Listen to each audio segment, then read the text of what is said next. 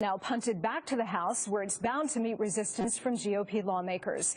Joining me now with reaction to this and more are Congresswoman from Tennessee, Marsha Blackburn, and Texas Congressman Michael Burgess. Welcome to both of you. Thank you for being here. Congresswoman, let me start with you. This political hot potato now has been bounced back to your chamber. The President said this afternoon he's not negotiating on anything. Spending cuts, Obamacare, the debt ceiling. He is not moving. He's immovable. And what do you say to that? We have invited the President over and over again to come and negotiate with us. We've extended the hand of friendship. We would love for him to meet us at the table and to work on these issues. The fact is, the American people do not want this law. It is not ready for implementation. He has actually delayed different provisions, made 19 different delays on this, Monica, and looking at stalling the implementation on it. But yet when we bring a bill, my bill, H.R. 2809, to delay it for 1 year, it's no, we don't want to do that. He's already admitted it's not ready for prime time. So when this hot potato comes back to us, there are a lot of my colleagues who are saying, well, we'll put a couple of other qualifiers on it, maybe a delay for a year, maybe an individual mandate delay, and we will send it back to the Senate.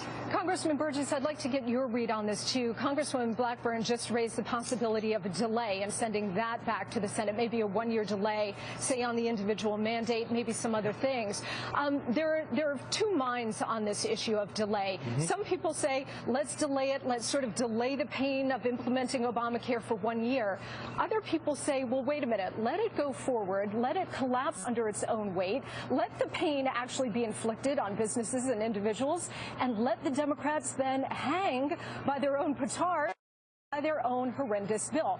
What do you believe about a delay? Where do you stand?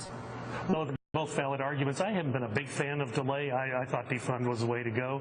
But let's be honest. Marsha's correct. The president is the delayer in chief. It started in February when he closed the window to people who wanted to sign up for pre-existing insurance coverage. And he said, no, we're not going to sign anybody else this year. You'll have to wait till next year.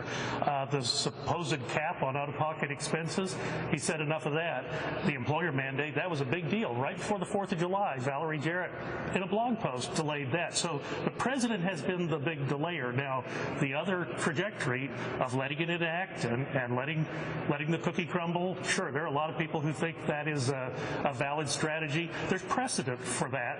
In 1988, Dan Rostenkowski, who was the Democratic chairman of the Ways and Means Committee, passed a catastrophic care bill.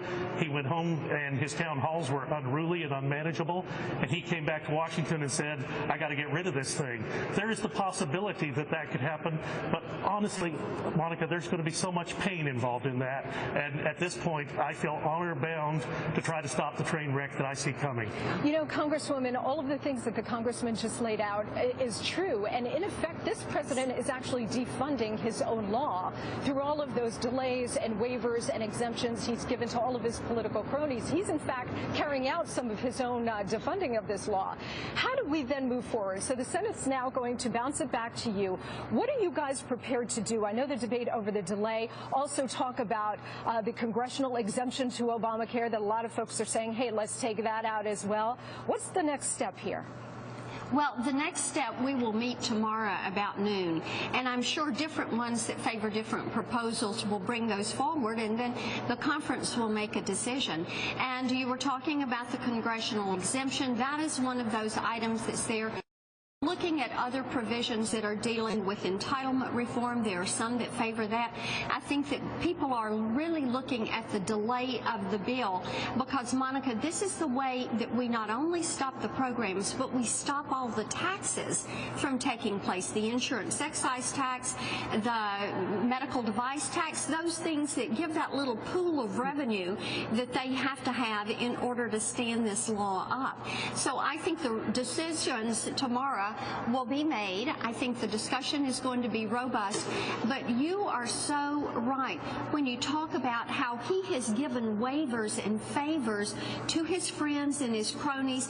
I mean, when you've got big labor agreeing with Marsha Blackburn that this is not a bill that's ready for implementation in prime time, then you know that people are beginning to turn against this. The majority of the American people don't want it. And as Mike was saying, you know, of course, it is going going to be so incredibly disruptive. He's a physician. He knows how disruptive. We're hearing from hospitals that are closing, physicians that are closing practices, people that are losing jobs, businesses that are not expanding, insurance costs that are going up over 5 times what they're paying now. We have families that are looking at their out-of-pocket expenses increasing by about 300%. I mean, this is a lot of disruption to the healthcare marketplace. Oh, yes. I mean, the horror show has already started, and the law hasn't even kicked in yet. Let me ask you, Congressman, a big question, and Congresswoman, I'd like you to weigh in on this as well. You know, 4 or 5 years ago, the president talked about the fundamental transformation of the nation, and of course, socialized medicine is the cornerstone of that. A couple of days ago, he said we're just a couple of days away from finishing the job. That's what he meant.